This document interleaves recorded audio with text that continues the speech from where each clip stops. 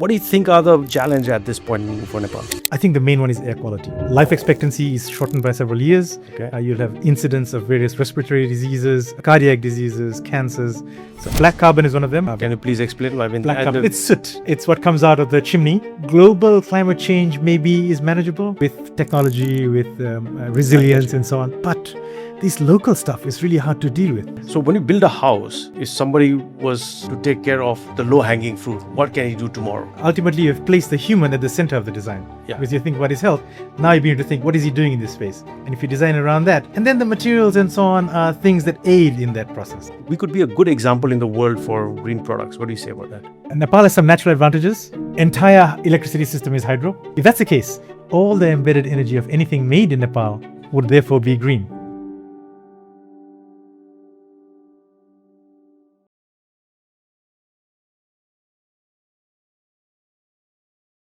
Namaste. This is Rajan Shrestha here. This is the GCP Podcast. This is the 4th episode. And today we're deviating slightly away from our main topic on the conversation we have around the construction industry. Obviously, it is related, but a little bit away because we have here with us Mr. Dana Pillai, all the way from the US. Well, he's been in the trenches in the sustainability, the sustainability side of things, and on the policy, been on the strategy side of things, for more than a decade. So he's been at the WELL or the WELL building standards. Currently, he is the executive director at the ECG Solutions, and I would like to have this conversation around the green economy, and hopefully we have a little bit more understanding on how Nepal can help in this, let's call it the green leap, as it were. So welcome to Nepal, Mr. Dana Pillai. Thank you. And yes, so I've known you from the EC Mode days, right? So this has been my 4th trip to Nepal. So really? It's been a few trips to EC Mode and in Kathmandu, which I enjoyed greatly. I did ask you many times. It's a fun story when they say like you passed out from doing the policy on the policy side. You passed out from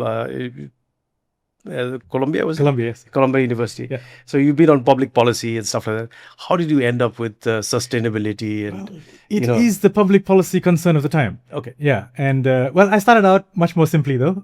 Started out at Earth Institute and did some mapping and ended up trying to advise district level public policy planning in Africa, 10 different countries. So I learned a lot from that and learned about what was not sustainable. We pumped a tremendous amount of money into these programs, and there was some controversy about whether or not it was worth it.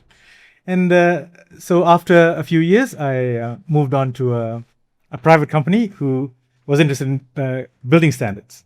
And so I headed the research team that wrote the WELL building standard. And WELL is now in 130 countries. In that process, I got to know a lot of green building standards characters, major personalities. Where does LEED come in the building? LEED is a program under US Green Building Council. Okay, just the US or it's all over the world? But it is all over the world. Okay. People have adopted the same standards wherever. Is it correlated or similar or to WELL? WELL writes the standards. No. LEED is entirely about the green part, so embedded energy or that kind of stuff, right? Whereas or the amount of energy consumed during operations. WELL is more interested in knowing health of the occupants. Okay. So what is the indoor air quality like? Are you getting adequate access to lighting? That kind of stuff. Oh, that's interesting, because I always thought WELL meant something, and I never asked you. Sorry, WELL means actually being the well-being well-being of the occupants. It is not a short form for anything. Okay, yeah. All right, got it. Yeah. So so I was in WELL. I worked on that project for about 10 years, and a lot of what we think of as indoor environmental quality sometimes ends up having cost in energy, in green, in materials, in even tradition and building design, all those factors. So my knowledge of construction comes from the intersection between occupant demands and building demands. And so there is an intersection, and sometimes there is a conflict. And so I learned to navigate that. I knew some famous people who helped write other important building standards. ILFI in particular was very influential to me. International Living Futures Institute, headed by Jason McLennan. He wrote the Living Building Challenge. And I remember seeing a video of his before I even knew him. But he had a little plant growing out of the ground. And then he said that, see, this plant is going to build itself by extracting the resources immediately around it. And it can produce something useful from its immediate environs. So if we can think of a building that way, that is the most extreme form of green there can be. So I was very impressed by that. So line. basically, it's a joke. People think going green means like, just building next to a forest or just being little bit, being a little bit more self-sufficient, building like your own solar plant, panels on top. But these are little things. Anyways, we'll get that more into a bit later.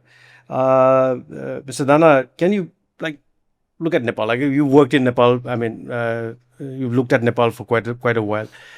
What do you think are the 2, 3, 4, 5 things, whatever you think serially or whichever order you think best fit is a challenge at this point in time for Nepal? I think Nepal suffers from a lot of what developing countries suffer from, an inadequate regulatory environment for air quality and water quality and so on, inadequate infrastructure, investment in the services required for a highly urbanizing society, sort of creep into the local farmlands and so forth. As the country grows in population, urbanizes, begins to remove the resources it needs immediately around its cities. You want your fresh vegetables to immediately come from the periphery of the city, but the periphery is now built up in concrete. So gradually, I think these are the major Nepali challenges. You have some more longer-term challenges, the melting of the glaciers, the air quality challenges you have. Kathmandu is in a valley which suffers from thermal inversions. You are on the edges of the Indo-Gangetic Plain, where a tremendous amount of industrial activity takes place, and we see the ramifications of that here. So they have a lot of challenges. None of them are easy to tackle, but I think we can sort of begin to prioritize and find, with the limited resources we have, what we should tackle first. Okay, but what do you think are seen to be quite large in terms of what people really don't understand what's going on in the background? I think the main one is air quality. Air quality has immediate impacts on... Well, that everyone can see, yes, obviously. Life expectancy is shortened by several years. Okay. You'll have incidents of various respiratory diseases, cardiac diseases, cancers. So such a large number of health effects that come out of that one air quality thing. And what is the reason? I mean, obviously we have our own issues, but also there is a lot of cross-border stuff because it's the air that moves around, right? That's right. Yeah. So, but what are the you can't things? Control that at the border. So first, let's talk about like the specific pollutants. Okay. So the main ones are particulate matter, the soot in the air. Yeah. Black carbon is one of them, one of the most powerful climate. Black carbon. Black carbon. Can you please explain? I mean, black carbon. It's soot. It's what comes out of the chimney if the fuel isn't burnt fully. It looks black.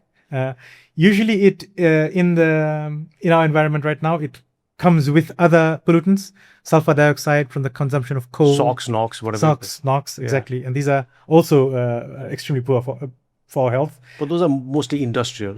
Those are industrial, yes. You can also have forest fires, agricultural residue burning, home cooking with wood. They all generate black carbon. And black carbon is small, very fine dust, gets deep into our thorax, into our lungs. And so it's quite damaging. It has other secondary effects that really is pretty bad too. It descends onto the glaciers. And because it's black, and when the sun shines on that snow, it melts the snow almost instantly. Because of that. Is it like a catalytic catalyst that's effect where it speed? And you already have warming issues obviously. And now you have this additional element. So the black carbon is way worse. I mean, if there's a word called that, I mean. It's worse than every other climate factor because of how quickly it acts. So it is in the air for a few weeks. I mean, if it rains, it comes out, it descends, it falls in the snow. But in that few weeks, it can absorb a tremendous amount of heat change their local climates. They call it radiative forcing, the amount of energy sort of held by the ground when the sun shines on it. And it may be 10 times more powerful than carbon dioxide at any given point in time. So there are specific seasons in which it is really a problem. The season in which our brick kilns operate, or thermal inversions are in. Those are the times in which it could be 10 times more powerful than carbon dioxide. So when we think about green from a global standpoint, we're thinking carbon dioxide, we're talking about 1 degree change. But we can do several times that just from the black carbon alone in your local pockets. So global climate change maybe is manageable with technology, with resilience and so on. But this local stuff is really hard to deal with. Yes. And you produce a lot of it here. A lot of it comes across the border from our various Indo-Gangetic Plain neighbors, Bangladesh, India, and Pakistan. But we need at least fix the 1,000 or so brick kilns we have here. There may be thousands of other producers of black carbon. And not just along with black carbon. If we manage to control black carbon, we're also controlling other things, the sulfur dioxide, the NOx, organic carbon. Yeah. The co-benefits of managing black carbon is enormous. Okay, so what are the, on a very layman terms, what are the main, the usual suspects for these black carbon emissions? Emittents, yeah. So the main ones are, as I've said, brick kilns, parboiling of rice, or pre-cooking of rice, I think that's called. Is a big polluter. You can be using any sort of fuel for that, but anything that uses coal, so most thermal plants, industries like in steel, rolling, recycling, all those little things, small mills doing little activities, sometimes can be major pollutants.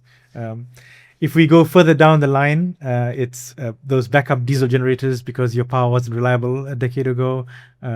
It's the hundreds of scooters running on pre-mixed fuel, burning its lubricant as well as its fuel. Diesel, the use of diesel for transport. So fixing black carbon means addressing many different sectors of the economy. And in Nepal, we have the additional, especially during the winters, we have people trying to burn anything just to, just to get some warmth. So it can be anything, plastics to wood to plywood. Yes. Plywood has all this glue and stuff. Absolutely, yeah. So all that goes up, and then it's we have this dense smog. Let's put it. Okay, when talking of smog. You guys might be having the whole the movement of this whole thing above in this region. Yeah. How does that look, at least in terms of I environment? See in Nepal, we have sort of two major areas. The Terai on the foothills of the Himalayas. They are subject to a lot of the pollution because they share the Indo-Gangetic Plain with Pakistan, Bangladesh, and India. So they are subject to all that. Changes made there is going to have relatively small impact on their air quality. We would need to make the same changes in the neighboring countries. So they suffer from fog, and that once combined with air pollution, smog, smoke and fog combined.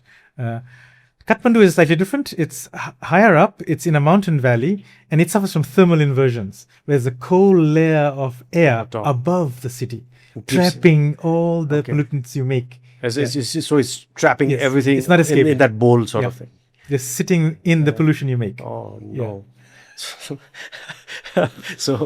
you have your work cut out for yourself. So it's not possible to merely. So are we basically sitting on like a whole sponge in this to absorb all of that? So every little fire pit that's going on in the winter is filling up this little bowl with pollutants. Yeah. So it's not possible to think of, we can't do anything. The Indians are the reason why we have to go air. No, Nepal needs to do things just like India needs to do things. Okay. All right. So let's get back to let's get back to when we talked about brick kilns. In Nepal, we have a legacy, or rather a history of we love bricks. If you see old architecture of when you go around Patan, you go around all the city, you'll see a whole legacy of bricks. Yeah. And obviously bricks made in Kilns, in the old-fashioned way. But now there are too many of them, right? And obviously, that is something that you are looking to, have a little impact on changing that, right? Yeah. So can you explain a bit on that? Yes, the love of bricks is deep-seated. Deep-seated. You walk past, just today I was walking past a construction site, and on the site, someone had made brick-shaped concrete objects, which they will, I presume, paint red or something. So even when they're using concrete, they are attempting to mimic a brick. So we do have this deep-seated love for brick traditionally. Yeah. So temples, yes, traditional housing. So all of that. So right now, the only way I think you're working on that, right? So brick kilns need to get upgraded into slightly more environmentally friendly technologies that are available. So as you know, bricks are made of coal and soil. Yes, they're burnt together. Yeah, exactly. Yeah. So you make green bricks, which are silt and clay and sand. Yeah. Combine it into a shape, and then you stack them up. Once it's dried, you stack them up into a kiln. Then you pour coal into it. If you're lucky, they have not added in tires and sticks and other stuff in the beginning to start the kiln operating. The startup of a kiln is quite tricky, and then during the operation, you're shoveling in buckets of coal continuously into a giant burning cavern with bricks. That generates a tremendous amount of pollution, but it produces an amazing product. It's you make the brick once, you can use it over and over again. Recyclability of bricks is formidable. So given that love for bricks, the cheapness of the product, its ubiquity, I don't see it really going away much. So we can't pass a law saying, okay, no more. Let's do compressed earth blocks. Let's do cinder block. Let's do steel. Let's not use brick. I don't see that passing. The love of the bricks will overcome that. How do we make it? Yeah, we just need to replace the technology making that brick. We could upgrade that. So there are two strategies that I'm contemplating right now, and it's been proposed by many people. Isimode particularly has been a big proponent of changing kiln design from a fixed chimney bull trench kiln, which is the old style. You'll see it, sort of that rounded kilns as you drive around, and to a zigzag kiln, which stacks the. Is it even now? I know for steel and for cement, we have these rotary, kilns that are there. I don't know if it's available on bricks as well. There is a forced ventilation. So there's a giant fan that draws air out through the kiln itself, and that is useful in making sure that the enough oxygen is going in, the fuel is fully burnt, and once that flue gases are coming out, they're used to dry further bricks and so forth. So because of that, it's a far more efficient thing. The emissions are much less. So just switching from FCBTK, the bull trench kiln, to zigzag kilns will greatly reduce the black carbon emissions. There remains the other issue. You're burning coal. Okay. And when you burn coal, along with that comes sulfur dioxides and so forth. Okay. When you're talking about, at least in the building, the big three, the brick, the steel, and the cement, right? Let's just get into these three. So steel, I do have a fair bit of idea on steel, at least, because at least we're trying to electrify everything. The pollution is going to be taken care of by very good measures. We have a doghouse, the fume extraction systems. We'll be recycling the scrap.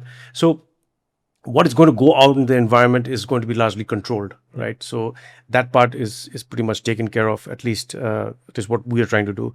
And for cement, obviously the coal is still needed as of now. That's a big component in the clinker making, right?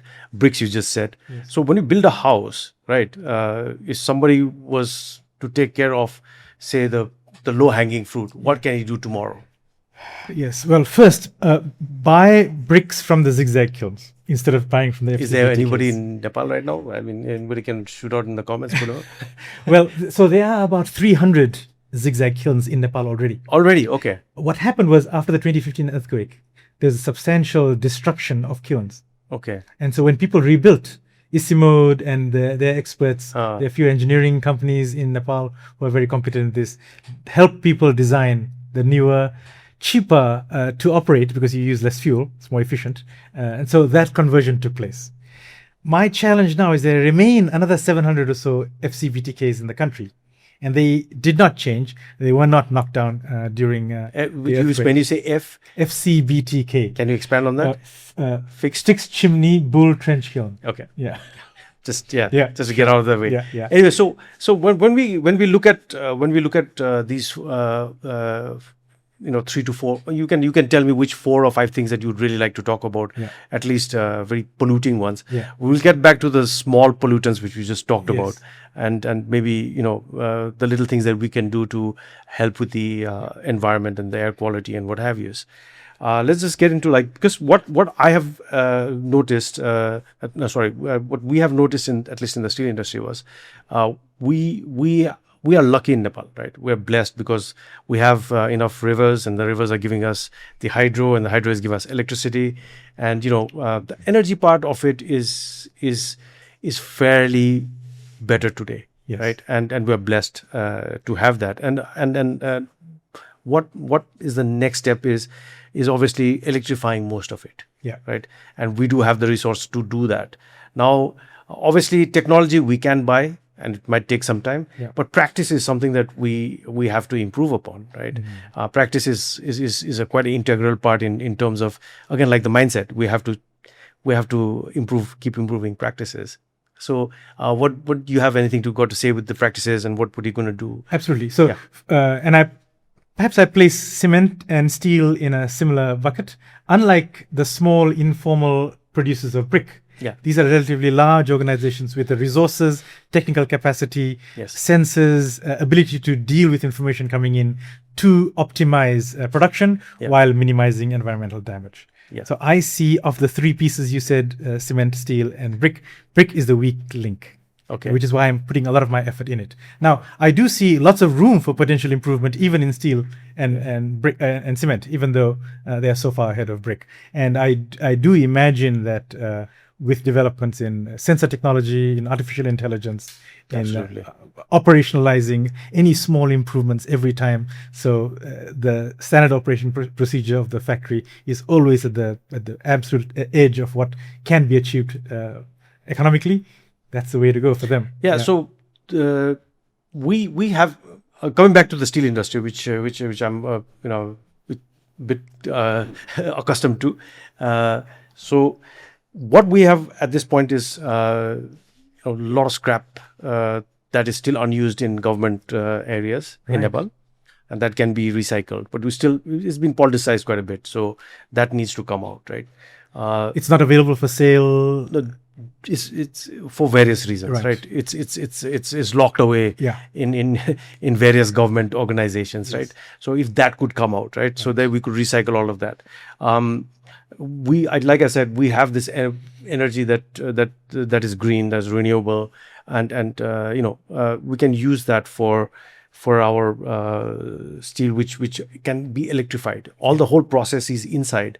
All the different processes which used to use, like for example, reheating the ladle or the tundish, all these things we used to use gas or furnace oil or whatever to reheat. Now I can use electricity to do that, right? Electricity to melt. Then we have all these other tools that can refine, but it's all using electricity. Yeah. Right. And we're recycling our own scrap. So what happens? It gives us the pollution obviously is far less than the blast furnace, the counterpart, right? And I would think if you do that for other industries as well. So coming back to the green products in Nepal, right? Nepal, like I said, we were blessed with this energy source that will obviously evolve over time. And we could be a good example in the world for green products. What do you say about that? So I divide green perhaps into 2 parts. Okay. One is what you've said, the raw materials and so on. We need to have as little embedded energy as possible, embedded carbon as possible in it. We need something to be non-toxic, all those kinds of things that are associated with products. Then there's also the design itself.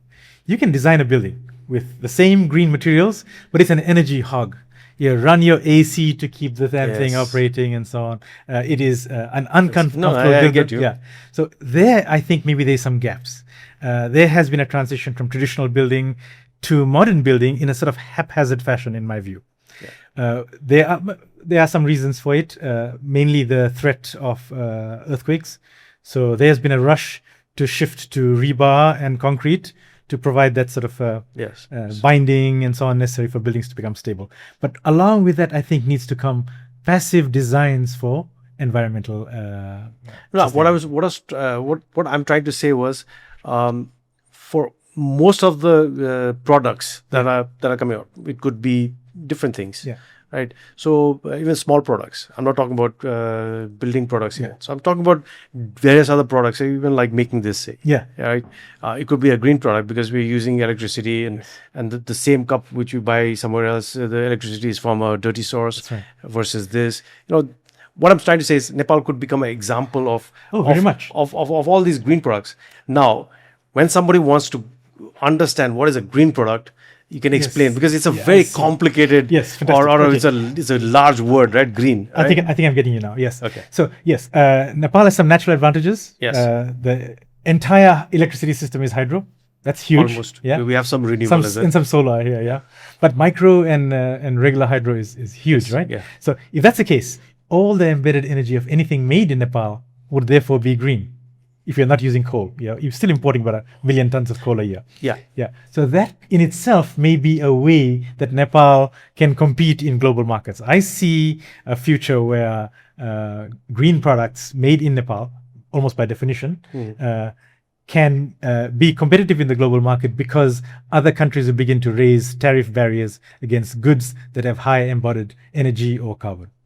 So the big example for that has been a discussion we've been having, CBAM. Yes. CBAM is a set of rules in the European Union where they want to figure out if I start requiring my companies to have little carbon in the steel, the costs will go up and the company in Europe will start importing it from India. Yes. So let's put a tariff barrier, and that barrier is, okay, if you have a certain quantity of carbon dioxide in your product, we will check what the prices of removing that is in the European Union, the emissions trading system. I think it's around $75 to $80 now per ton. I think 75 to 80 euros, so maybe close to $100 a ton. So already. Yes. It's already going to. So that's where we are per ton. Per ton. And it's a lot. Yeah. And is this CBAM is just a pre carbon tax? It is a carbon tax. It's a sort of a pre-carbon tax. Because you essentially pay the importer in Europe will be buying these credits from people who are permitted to have them. Okay. Now let's get back into the other subject which I like. Okay. So how would a company wanting to go green and want to? There's a whole new economy called the carbon economy, right? Now the carbon economy is a very complex. It's a complex thread of things that you need to put together, right? It is a little bureaucratic. It's obviously bureaucratic, but say a company making this cup, would want to be certified green. Yes. What is what does it even mean? Yeah, what does it even mean, and what are the steps that he or she could That's get into it and say, okay, I want to certify myself green. I want to be in the carbon trading, and this is a different source of revenue for me. This is possible in theory, right? But in practicality, how difficult or how tedious is this? Yes. Is this going to be? Yes. So if we are thinking a simple product going from raw material to product in the same factory, a life cycle assessment is the best way to think about it, right? Okay. Right from the beginning, where did the material come from? How much energy did it take to get the material even? How much did it take to process it into the shape or form of the particular product? How much did it take to finish it off, transport it, deliver it? All those things combined, each of them have a carbon sort of footprint. Okay. And so then obviously there is the scope 1, scope 2, scope 3, and if you can just expand on that Of course. That's right. Yeah. Scope 1 is the energy you use yourself. Okay. Scope 2 is energy that you'll purchase. Yes. Supplier. So that's all the supplier, the supply energy. Scope 3 is the most obscure because it includes running your office. It's air conditioning in it. That's in a scope 3. Okay. Or purchasing the consultant service.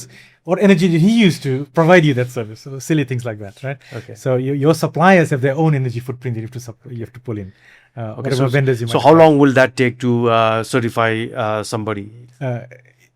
Each part will have a different approach, and then you'll have verifiers to check that part. And to do an audit of all of these, is there an aggregated software that they have to use, or There are many different softwares, but it has to be recognized? The process has to be recognized. Okay, so the process. In the US, internationally, there are some ISO standards, 14065 So and so on. who certifies this green? ISO verified bodies. They Okay, who there are qualify few. under certain. Yes, Can you name a few? I don't know offhand, but the typical ones like the TÜVs in Europe, Okay. or the Bureau Veritases and so on. Yeah. So as I understand, so whatever time it takes, so you identified yourself as a green product, Yes. right? And then they will do an audit, and then they'll will they give you some carbon credits, or will they certify some carbon credits? So They will verify what your life cycle assessment Okay. was, and then that's part of your submission to European Union to say this is the amount of energy my product took. okay, If you didn't do it, they will take default values. What is the typical quantity I of get carbon required? Yeah, those are expensive, Yeah. and then you end up paying a lot of money to cross the border. Yeah. so who dictates the carbon credits that you can trade? The European Union itself has a sort of cap on the amount of carbon emission that can happen in Europe, and so if you want to come in, you have to buy some of those. No, here, the green product guy. Oh, he doesn't actually limit. He just document what you've done. Yeah, but then who awards you the carbon credit that you can sell it to? Okay, carbon credit. So we are now talking a slightly different thing. So Yeah. CBAM is slightly different from carbon credits. Yeah, so CBAM is if you certify yourself green, you got yourself into CBAM, You got- the yes, European and then, Union. and therefore you reduce So the amount of but tariffs. what I'm trying to say is, you made a product, you're certified green. Yes. Then you're Yeah. you have the Let's talk about carbon. Yeah. carbon credits or the carbon economy. So the groups that manage that are called registries. Okay. And so some examples of registries are Gold Standard, Vera, and they will write a methodology. They will say, if you wish to make a cup, you need to follow this procedure and document all these things that you have done. And if it reduces the cup's embedded energy or carbon by a certain quantity, that difference you can issue on the voluntary carbon markets. Okay. Voluntary carbon markets, as it sounds, are private purchases by companies, usually in the CSR department or ESG department, who will buy credits, perhaps to offset its own carbon footprint, or just to, as a goodwill or as part of its press campaigns and so on, to be a good global citizen. And they'll buy those credits. And so certain credits have more value than others. And the voluntary carbon market looks at it and says, oh yeah, I love tigers. This forestry project in Bangladesh is exactly what I want. I'm going to pay $20 per ton of mangrove forest that you save. And that's one way. And the other one says, there's a solar plant up in some glacier somewhere. It's marginal. They probably would have built it themselves. I think it's worth about $2 a ton of carbon dioxide saved. So those market decisions drive which carbon projects get financed and sold in the markets. Okay.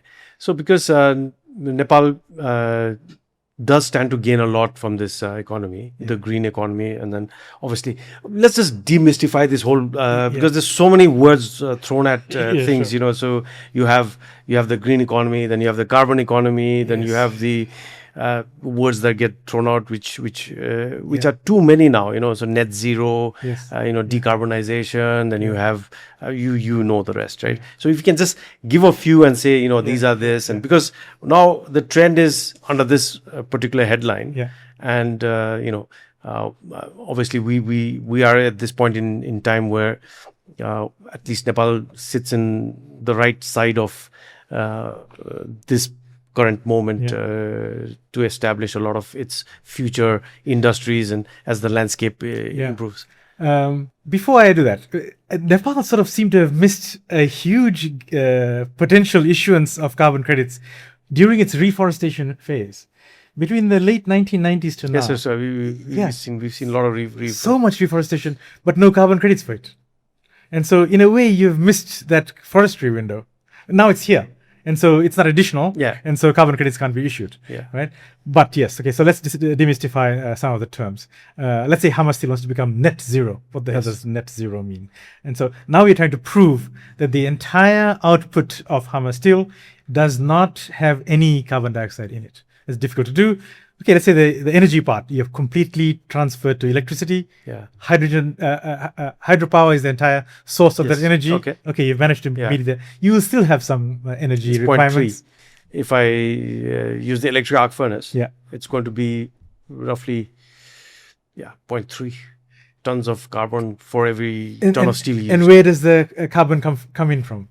It's not no, it's because steel is a there is carbon in steel. Yes. So it's just a so it does emit. It does emit. It does emit because we have steel is a form of a carbon. Yes, it's a carbon steel. Carbon. So it's a major. So steel has carbon, and then obviously when you are putting in different types of scraps, it has different variations of carbon, right? And then obviously you're melting that, and then some goes up. Right. Yeah. And then you're adding more carbon in later to little bit. If there is less, then you add in carbon. But carbon again is injected for different reasons. But it is injected even to to balance the carbon levels that need in whatever specification that is required. But what I'm trying to say is carbon. It's very difficult to get into net zero. So I presume that you have to buy the to make it net. So it's not zero itself. Okay. It's net zero. Okay, I get you. Yeah. So so it's complicated, right? So it's complicated. It's a bureaucratic, it's a hurdle, I presume. But not that it can't be done.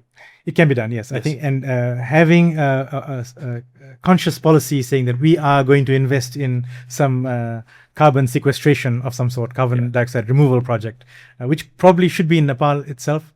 I can propose a few ideas if Hammer still is interested. So one way is that offsetting by article. Of course, you can go out of control and sort of not worry about your emissions and just keep offsetting because it's cheaper. So we need to find a way to sort of limit what portion of your emissions can be offset by the purchase of credits. Okay.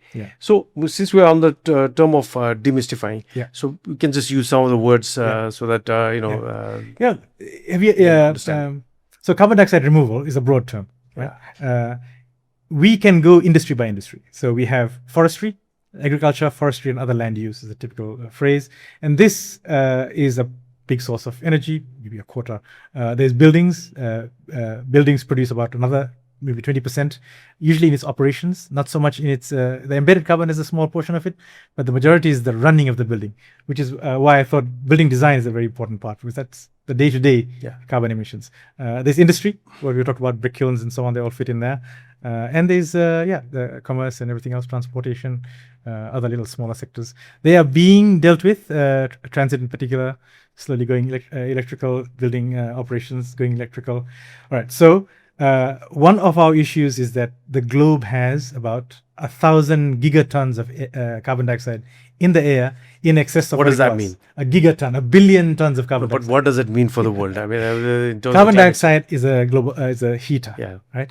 When the sun falls on the earth, there's a small fraction of it that the earth retains now because of that carbon dioxide. It's about 3 watts per meter squared. That 3 watts, most of it is the carbon dioxide. Maybe 2/3 of it. Now, that's for the whole world. Around here, it's going to be the black carbon. But that 3 watts of carbon dioxide, we are trying to figure out how to reduce. And so having a net zero for all companies would allow us to...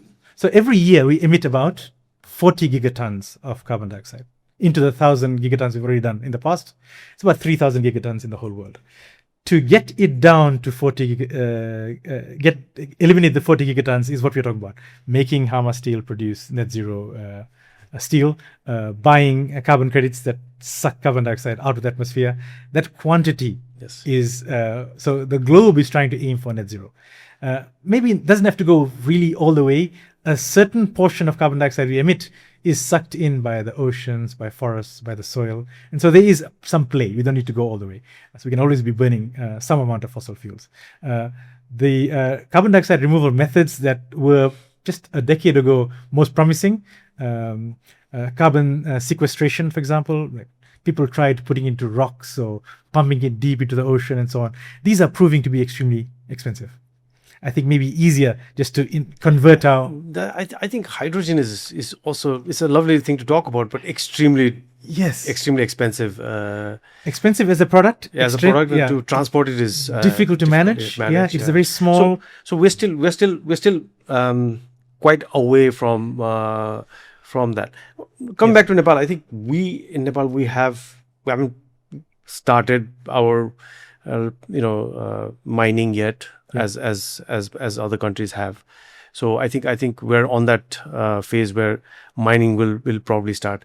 And you said, like, what will that have an impact tomorrow? Say we have a certain area that we need to mine. Yes. Right. Yes. What are the environmental or the it will have a environmental impact. It will have a social impact, obviously. Absolutely right. Mining is a huge challenge. It does require the tremendous movement of raw material for tiny fractions of minerals that we actually need. Yet the green transition requires these. So rare earths have been in the news a great deal. Yes. Copper, lithium, many of these different that goes into all the cars. Yes, they become little bottlenecks for creating a green economy. And so we need, in order for all countries to succeed, we need the resources to be exploited when we can find them. So of course, we don't also want to destroy the environment in which we find these minerals. So responsible mining. Responsible mining. Yeah. Speaking of which, actually in steel also, we have this like a standard now. Yeah. It's called responsible steel. Yeah. Yeah. Have you heard of it? Yeah, no, I haven't. Yeah. Oh, okay. So anyway, so similar idea. Yeah, similar idea. So with steel, particularly iron ore. Yes. Going from iron ore to steel is a very energy intensive process. Yes. Unlike recycling. So we have, I think, the desire to quickly monetize on the minerals might cause tremendous environmental pollution. So trying to, right at the beginning, even lithium or copper, these are all energy intensive production. Yes, everything is energy intensive. But again, energy stands in the heart of all of this. Yeah. And like I said, our hydropower is still evolving, and I hope that it will grow considerably, and looks like it will. I think the low hanging fruit is transport. Yeah. Quickly get out of burning diesel and petrol. So basically get into mass electric transportation. That's right. So it reduces congestion. It makes the city much more livable. There are so many benefits to it. Makes life cheaper for people with mass transit. Now, if that's the case, if transport has been dealt with, you are now beginning to deal with the mining situation. What do we do in mining? We have giant vehicles that dig up giant amounts of ore, dump it into the back of giant trucks that have to lug it up steep hills to a particular plant. So that could be a place where it's very energy intensive and electricity could play a role. So with the current situation of the war, we have a big problem with construction and stuff like that with the diesel, the availability of it. Obviously, the cost is there. Yeah. And I think a lot of people are bearing the pain of that increment and that delta. But with construction, you are using with heavy equipment, and batteries have not come into this field yet. Yes. But I think like long haul trucks seem to be the next frontier. Yeah. But there's a lot of frontiers before we get to the point where your backhoe and your loader is going to be electric. Yeah. So what we've seen over time, at least in Nepal, is we've had situations where we didn't have enough fuel. And we all had range anxiety for a while. Everybody's check their meter and say, "Oh no, how am I going to get my next round of round of fuel?" Right. This is back in 2015. Oh wow. Okay. Yeah. And now the Iran war has happened, and suddenly we have seen a large shift to electric vehicles. Yes. Right, and there's not much panic in terms of fuel availability because because there's a large shift already happening. So, like we did with the electric cars, I think the electrifying of other things, whether it's industry or whether it's your it's your home, so solar backed with batteries, even to have replace the generator, Yeah. DG sets, like you said. So these things are slowly looking like a reality in the near horizon, right?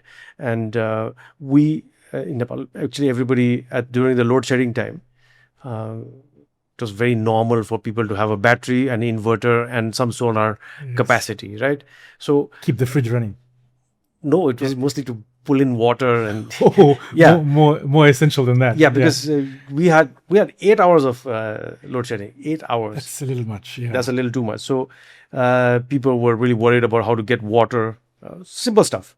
So we were wanting to preserve the battery just to get the water. So simple stuff. So now at least that shift has happened. So people are now cooking more in the induction heaters. So getting more electric, electrifying most of the stuff. Is there load shedding now? In the worst of the seasons? Let's not call it load shedding. Yeah.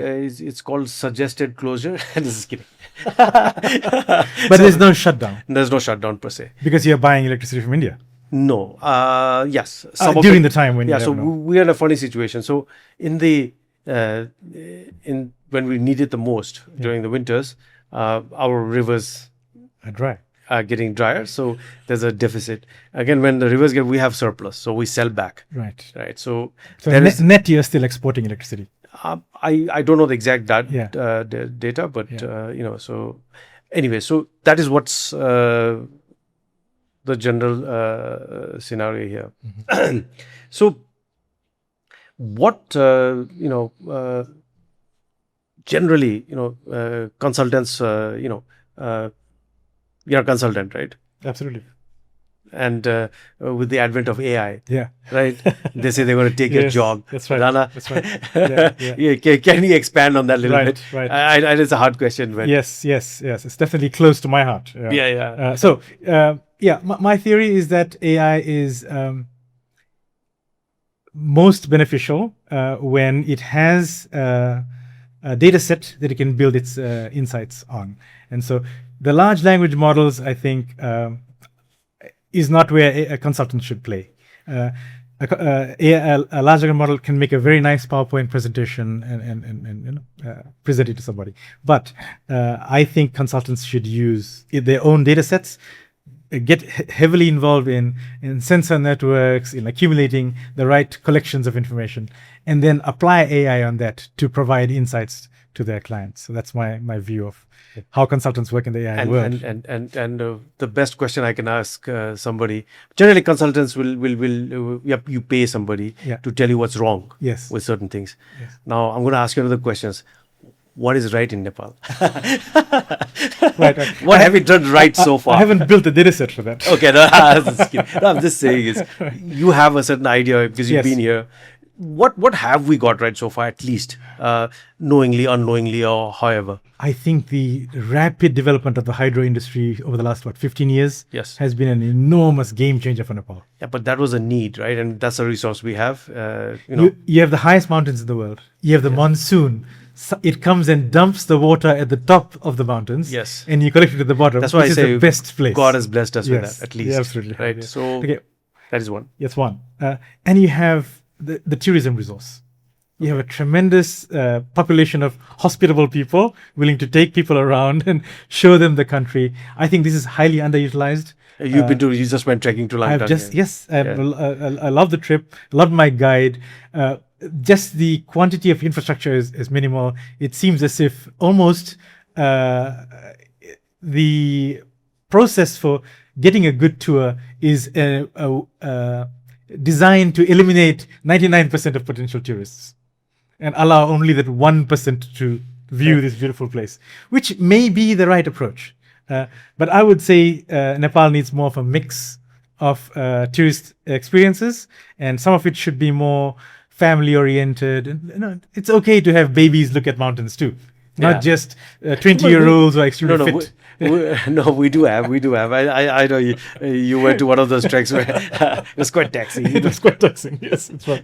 Yeah, All right. the pain still shows. Yeah. Like I said in the beginning, I think we're coming towards the end of our interview. like I said earlier, you've got your elbows dirty, being in the trenches in this whole Yes, yes. sustainable strategy, and you've worked on this field for a long time. Yeah. So what is it that's close to your heart that you really wanted to get out, in terms of your passion, in this field? I think what us green building consultants, people working in the environmental sustainability field, should do is focus on the small, informal economies that actually give people work, feed families, and they might damage the environment, but they are the most needy people in the entire country. This is who we should serve. Right. So when we say, let's shut down the brick kilns, they're polluting. No, each kiln is feeding 300 people. How many brick kilns are there in your view in Nepal? In Nepal, maybe 1,500 if we include non-operational ones, which might kick in. Yes, that's quite a large number. Yeah. So these brick kilns basically, you're trying to upgrade their technology. Yes. Unfortunately, earthquake had taken down, and when they rebuilt, they didn't have the finances. And they did build the better ones, those that went down. But we still have around 700 that needs to be converted. Yes, right? Converted to the modern technology. And you think that could be a decent change? I think it's possible to find financing abroad, or maybe results-based financing. When you talk about financing, and I have this because when you talk about sustainability, we talk about, at least for me, I talk about three things. One is financial sustainability. Without that, obviously, nothing happens. Second is the people sustainability. Yeah. We need to train, retrain, get more people on board. And obviously, that's academia and the education system, which Nepal has, but we still need more because a lot of people are also leaving because of the opportunity is not that much available. Right? From what I've seen in the brick industry, the technology, the knowledge of the technology is around. Yeah, but the brick industry has been around for years, right? At this point. At this point. So apprenticeship has helped. Mm-hmm. I'm talking about the newer industries that are coming up. Yeah. So AI is going to also help in that. And, obviously in the steel, we do know that it is going to help in a large way. Then we have the last one, which is we can break down into a few things, either it's ecological or whatever you call it, environmental. So everything built into one. So I call it resource. So how you manage resource, right? And traditionally, at least in the industrial side, we used to call it the efficiency, improve air efficiency, right? And then it became digital. Then it became Industry 4.0. Now you have the green. Yes. You got the decarbonization. You got all these new headings that are coming out. But actually, at the end, isn't it the same thing?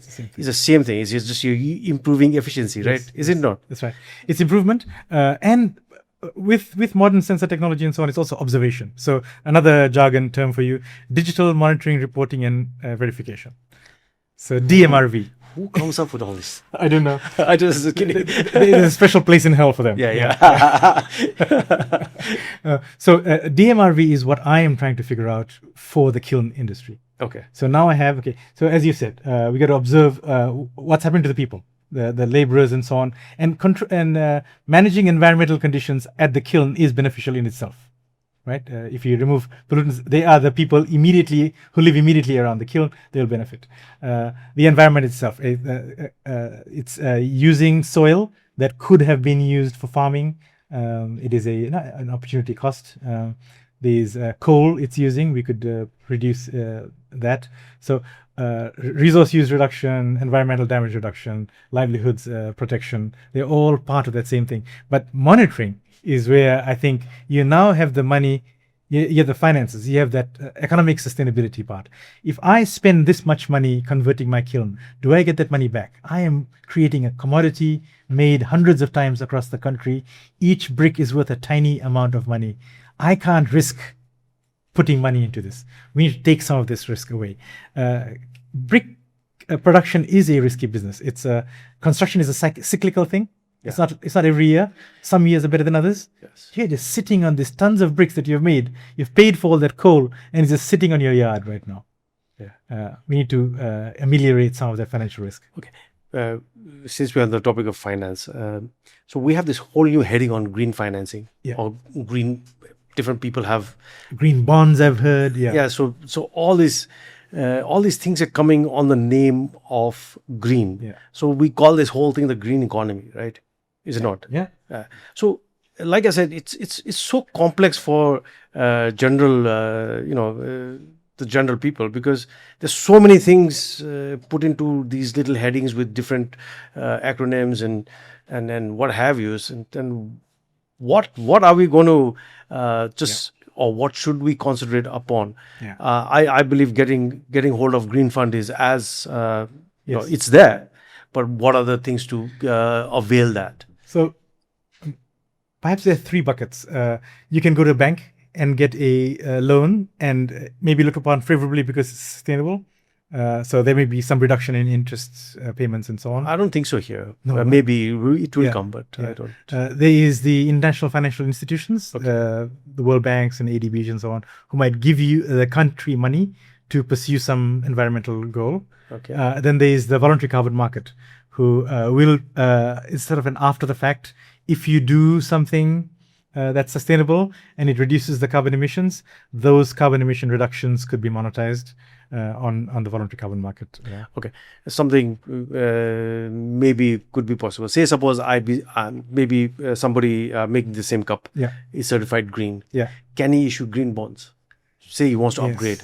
Um, Say, I'm just giving you an yeah, example. bonds, yeah. So, guy sitting here in he or she sitting in Nepal, Yeah. making this cup is Yeah. certified green. Yeah. So I'm just giving With hypothetically. the company, yeah. There's a company here making this cup, and he's certified green, right?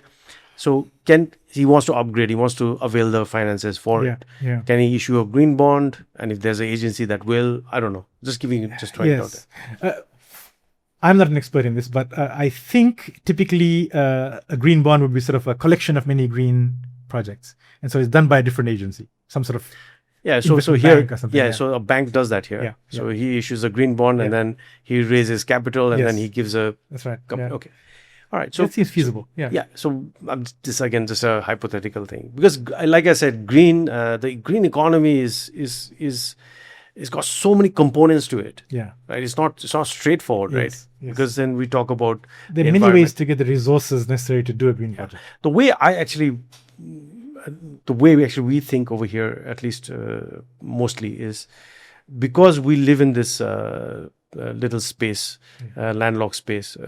We do a lot of things that are financially financially more sustainable. Then we move around the others, right? So, like for example, the hydro, we have that resource. We went. Luckily, that's the thing right now, right? You know what I mean. The heading that we fit under Yeah.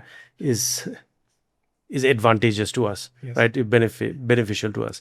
Luckily, the energy produced from that is renewable, is good, and now we can get into the heavier side of things.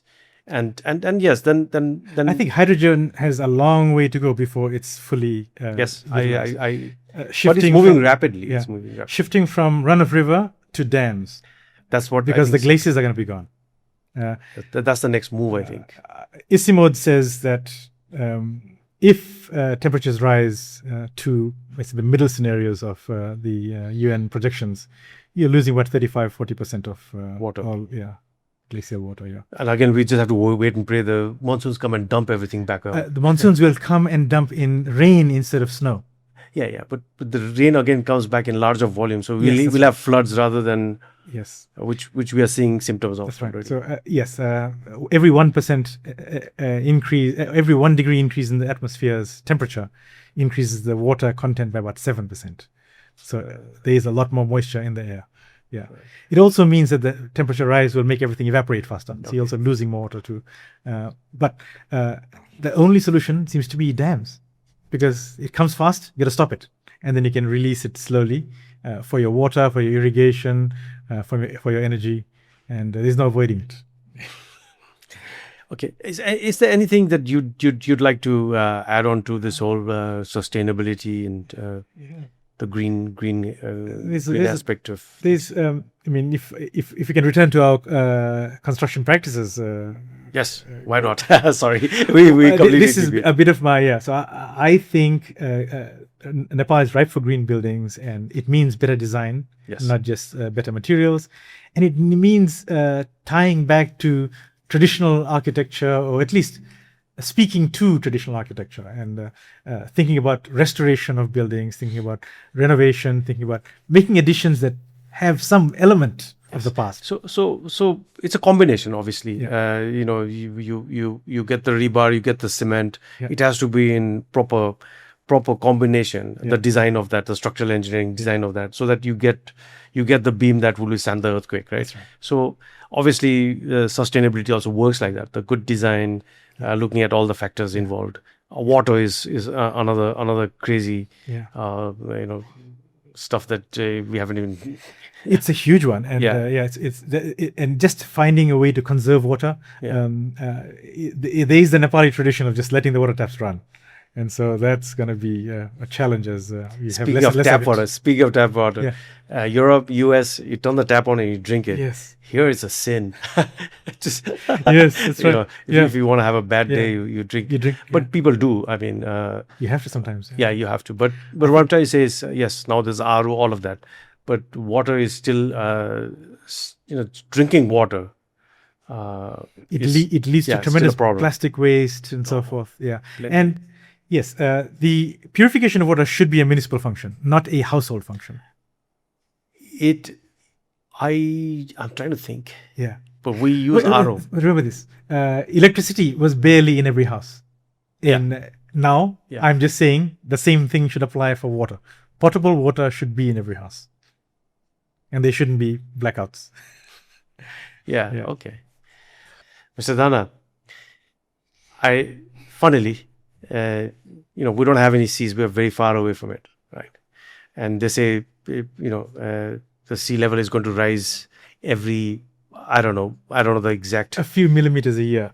How will that affect? Will that affect the monsoons, or how is it going to affect Nepal? Yes. Well, you fortunately live in the highest country in the world.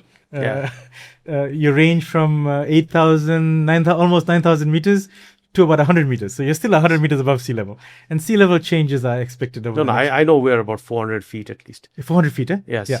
Simra Airport is at 460 feet. So it's 130 meters, that means you have a huge clearance between sea level rise and you. Sea levels are expected to rise maybe about tens of centimeters to about a meter to the end of the century. There's always ranges of projections. All these projections have a lot of built-in assumptions that we never really talk about. Nepal's population is probably going to stabilize over the next 100 years. So population, economic development, all these things drive projections for climate change. So if we did well, we grew well, and we maintained global populations, we will be able to manage climate change. Sea level rises for Nepal is probably trivial. I don't imagine that the Indo-Gangetic Plain will become a lake. It's still too high. Instead, Nepal remains a sort of landlocked country that will need to find its market the regular way. I think many of us would like to look at it as a land-linked country now. Well, the sea's not coming to you. Yeah, the sea is obviously not coming to us. Some people think there's going to be a waterway through to Nepal, but that's a different story. Anyways, it is possible. It's not like it's not possible. So we have got the big rivers. The British did transport a lot of stuff from Calcutta, the barges, kind of the barges thing. Yeah. I don't know. So anyways, that's a different topic and story altogether for another day. That is a thing that Nepal needs to find a way to do, connect up to the rest of the world. I also see railway lines and electrical rail along the entire Terai. That could simplify exports. Like we discussed earlier, it's basically electrifying most of our transportation as well. So and then you are in that, as you've talked about CBAM and so forth, it becomes a competitive advantage. You now have... Because if you see most of the factories in Nepal, I'm not telling all, but most of it is on the border. Yeah. Because then we are linked to the Indian railway system, which is coming into the ICD Birganj. Then we have Bhairava. Then we have Biratnagar, Nepalganj a little bit. But most of these areas are linked to a nearby railway grid, Let's put it. And there is a tremendous amount of investment taking place in Indian transportation networks. Yes, they've got the freight corridor now. So now is the time. Yeah. So Nepal should now link it. Link that. Follow the same gauges and the usual stuff. Yeah. So if you see, the roads are already happening. Yeah. If you see, you were in Butwal. I was surprised. So you saw the roads. It's very simple. So much better than. No, but it's still very similar to the Indian. Yes. On the Indian side, so the standards wise. So I mean the system also. So you are the two. Anyway, so that way I think the similarity in things. Now coming back to construction, right? So there's a popular saying that goes by: the best time to plant a tree was 20 years ago. Yeah. But when's the best time to design? I think we should start now. Yeah. Or if not already, should have. I think there is a tremendous amount of effort that needs to be placed on integrating traditional builders, tradesmen. It's funny you say that. Yeah. But let me just give you a issue that we have faced in many, many years. One is, at least for most part of Nepal, a lot of people didn't use or couldn't afford. Whichever, couldn't afford an architect or couldn't use an architect or we didn't have one or many, either of the three, right? Yeah. So most of it was built by the contractor or just the as we call it, the Thekadar. So he would come and he would make this building which was just like a boxy kind of thing. He's like a foreman. Yes, the foreman. So he'll come and he'll build something and he'll just replicate that same thing. Yes. Over multiple areas. So there was no drawings ever made for the building. Not for the most part. Yeah. Now slowly that is changing. Yes. But now you need to have. No, we need drawings. We need drawings to do the. Yeah. You have to go to the thing and pass it. We call it the Naksha pass it. You have to do all of that. There are drawings, not that, but it's a basic drawing. It's not like a detailed, engineering drawing kind of a scenario where it is actually designed for that particular area, looking at the, the environment around it and what have you. So we did have that issue where everything was just built by, just by default and then it was, and they were building drawings, but there wasn't architecture. There wasn't architecture, and then that was what was happening, and then you can see that in Kathmandu pretty much, right? And so we do have. Oh, thank you. Oh, thank you. So we do have all of that. Yeah. Right. So. Now, do you have inspections? Do you have standards for how much rebar goes into cement? So now the next thing is the standardization. Okay. Have you been to a lot of these socket points? Yes. Okay. So we don't have. So like there's an Indian standard, there's an American standard. For Nepal, what's we don't going know. on? We don't know. I made a brief count at the coffee shop on how many holes there were in the outlet I was going to charge my computer on. There were 10 holes on one socket. I mean, if you count each shape separately, some of them are overlapping holes, which make it even worse. Yeah. So they just want to be international, I suppose. I don't know. So we did have a lack of standardization, and this is what good construction practice is aiming to have this conversation about. At least start talking about standardization. I'm not saying we don't have. We do have a lot of standardization at this point. But again, improving the practices and what have you. Documenting the design before, getting it approved before you start building. But that's all happening now. Yeah. I'm talking about the way Kathmandu is today, because the way you see it today. Yes. Is a lot. That's the reason. All of this, and then suddenly all the other towns just became the worst. The bad version of that. Yes. Let's delve into that. Look, sidewalks are extremely narrow. There's a lot of creep off the building into the road area.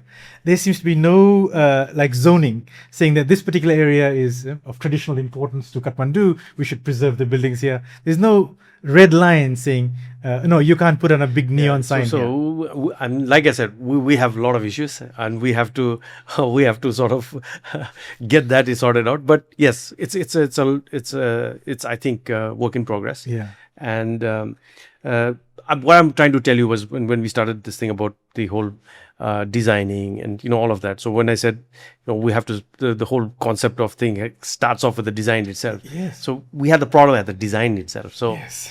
So now I think a lot of the buildings that are coming up use architects, and then they're using proper structural engineers after that, Right. and then they're following all the protocols, all the practices that need to make a decent building. Now, obviously, sustainability is coming to the picture. So when people think about sustainability, they think it's an extra cost. Yes. Doesn't have to be. It should be the reverse. Yeah. I mean, you shouldn't be spending that much on your AC bill or whatever it may be over the years because the building was well designed. Its solar exposure was right. The windows had awnings on them. Water. Yeah. Preserving water. Make sure your devices aren't just. So, Ms. Dana, can you just give 3-4 low-hanging fruits a person like I asked you earlier? What somebody can do if he's building a house tomorrow? Yes, if anybody building a house and you want to have these food for thought, these 1, 2, 3 things, what are they? I would draw upon my experience in the World Building Standard. Find a way to ventilate the house, but with filters. Air quality is so poor here. The best immediate solution, since you can't fix the outside air, is to draw air in consciously and filter it while doing so. How do you filter that? You put MERV-rated filters. They will remove all the medial particles. Can you use something cheaper? I don't know. Is it because MERV is expensive? No, in India, what they do is they have this Jali. hay. Hay. Okay. Yes. Yeah, and then they put it outside the window, Right. like this in a netted form. Right. And there's they spray water And the on spray it. water, yes, that And will then intercept and then the pollutants. and the wind And comes. it's cooling as well. Yeah, there's cooling and cleaning the Yes, air as and it comes it in. goes in, See, right. this is exactly the kind of solution. Yeah, I yeah. think. So I'm just That's saying. one. Yeah. I don't know the local methods, Yeah. but managing indoor air quality with Yeah. conscious design is important. So the air is one. Air is one. Water. What is the other? I don't think it's really. Okay, starting from the basics, I see a lot of tanks on households. Yes. So you have an opportunity here. You have your own little water reservoir to keep completely clean. So getting that water coming into the rest of the house and making it potable, not just for the kitchen, not just for the use for drinking and so on. Every bit should be potable. I mean, you're going to be washing your clothes in it. You're going to be brushing your teeth in it. Clean it. So that is, I think, a key part. Getting and so this is also filters. They're relatively cheap. You attach it to the tank, and then every drop of water that the municipal supply gives you passes through that filter before it ever reaches anyone in the household. That's 2. And number 3 is light. I mean, get exposure to the sun. Make sure you're exposed to enough light. I'll give you a funny thing. Okay. Yeah. So Nepal, at least Kathmandu, we face 2 very opposing thought process. One is Vastu principles. Which is like we have these principles on the Vastu Shastra, where it's a management of energy in terms of our what do you call it? It's called Vastu. It's like Feng Shui. Oh, okay, very Yeah, good. yeah, so- of the house. Yeah, of the house. Okay. Yeah, so Vastu, doesn't allow certain things, and people believe that, and Okay. then you cannot have Some of them into there's a cross section right, between that. So right, what's happening? yeah, so a lot of people will believe the Vastu than the science. But yes, we have to obviously combine both of them. Yeah. And this is happening. I mean, it's not. So let's get back to the house again. So first, air quality, heating, cooling. Yes. Are the 2 other things. Heating in the house by burning things in it may not be the best idea, right? Not the best. Yeah. No, I don't think so. Many people make fireplaces. Yeah. No. What are they using? Blankets. Blankets. Yeah. Now they use yeah. they use the electric blankets and yeah. traditionally water bottles. That's right. Yeah. Water which you put the hot water in. Yeah. And the funny thing is, we go in the mountains. You were trekking, right? We have these hot water bags. We Yes. put that and go to sleep. And in the morning, you take that, open that, use that to brush your teeth. That's right. That's right. Yeah. So so that's and obviously just blankets and things. Yeah, thermal comfort can be a major polluter.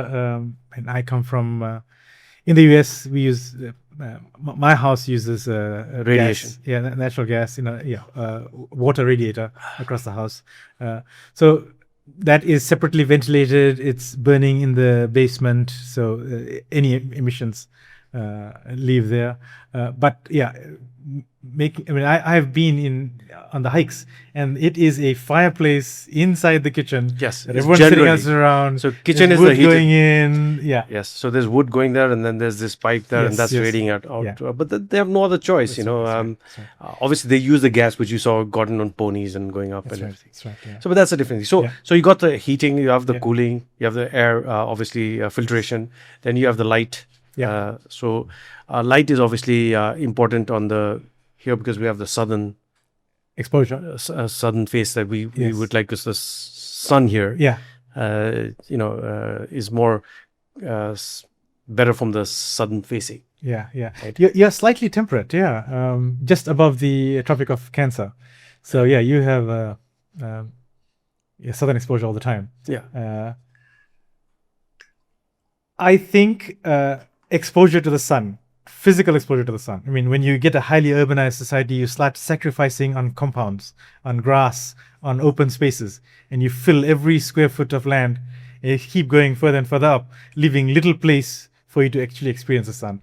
I love people who have access to the roof, which is amazing. I see Kathmandu people plant flowers in pots and have a mat outside and be sitting around there. That is the right way. That is not easily accessible to everybody. Yeah. And so finding a way to integrate sun into your building design, balconies and so on, windows. So also now we see the again in terms of the health of that, which we started off the well part of that Yeah. conversation we had earlier. it is what buildings are for.